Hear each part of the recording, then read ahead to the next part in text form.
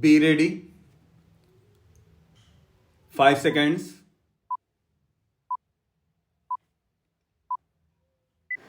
Start.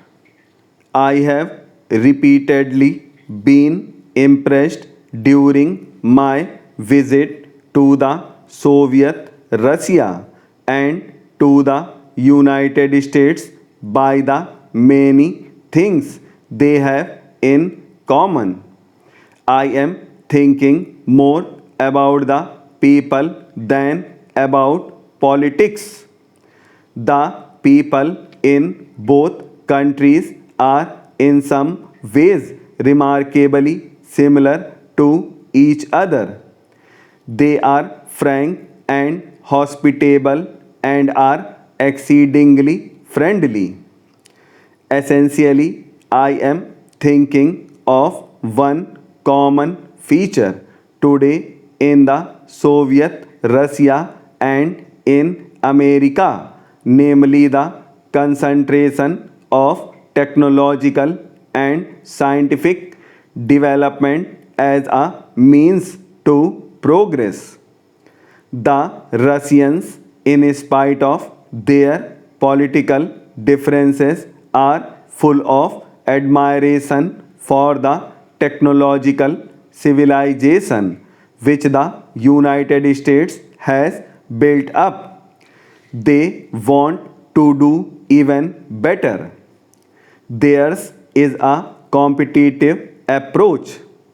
It is because of this, I think, that once they get over the present day political difficulties, the people of the Soviet Russia and the United States are likely to come much nearer to each other than possibly other countries might.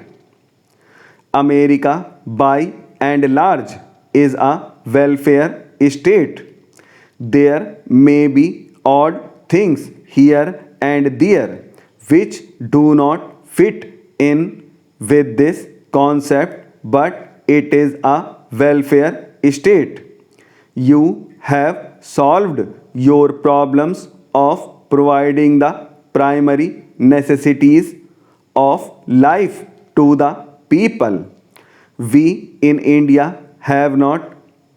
Our problems in India are fundamentally concerned with the primary necessities of life.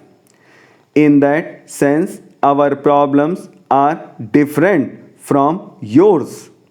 Therefore, the pure American approach does not often fit in because you think in terms of an affluent society. For example, you may think in terms of highly mechanized agriculture, but it may not suit India. Not that we are against mechanization, but it may not fit in with the conditions in India.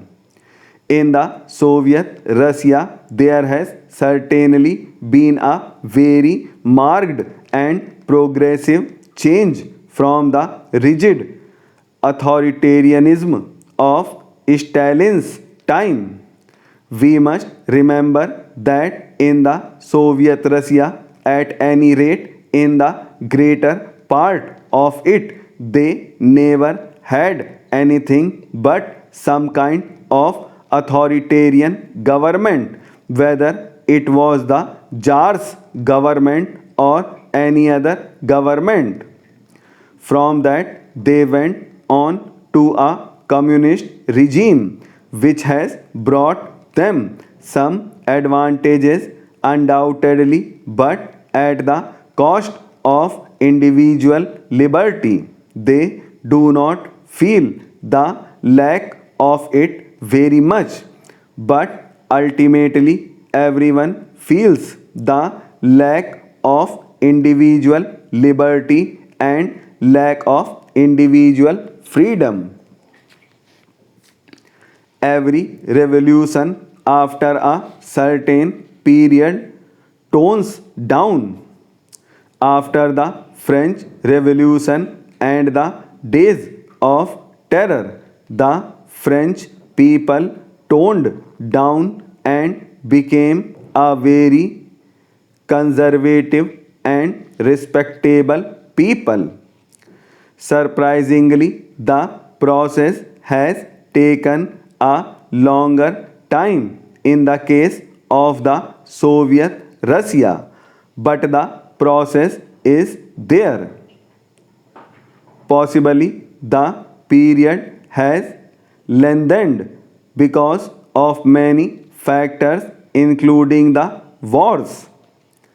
I once asked a Russian leader who had said something rather nasty about the British people as to why he did so.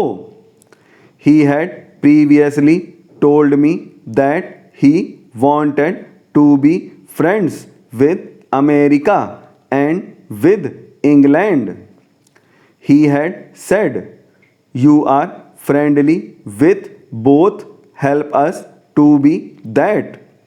I said that I cannot do much, but I will certainly help to the best of my ability. He repeated what he said.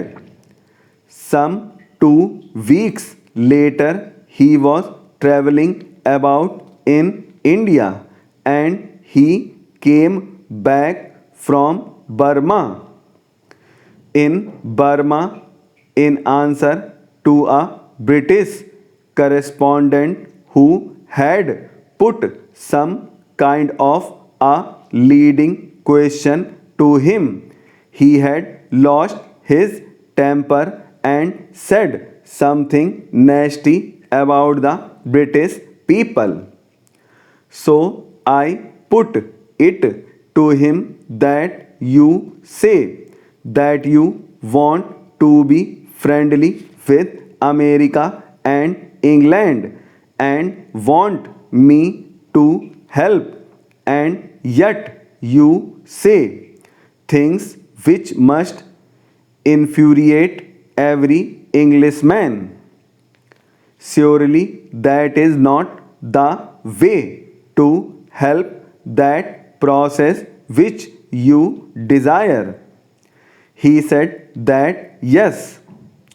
Do you realize that for 30 years or so, whatever the period we have lived in Russia in a state of siege, we have lived in a state of siege with our enemies surrounding us and trying to put an end to us, crush us. We have fought and survived, and we have developed ourselves. But this state of siege has conditioned us. We are suspicious of everybody, especially of these people who have participated in this siege, and if they do anything which we do not like, we retaliate immediately.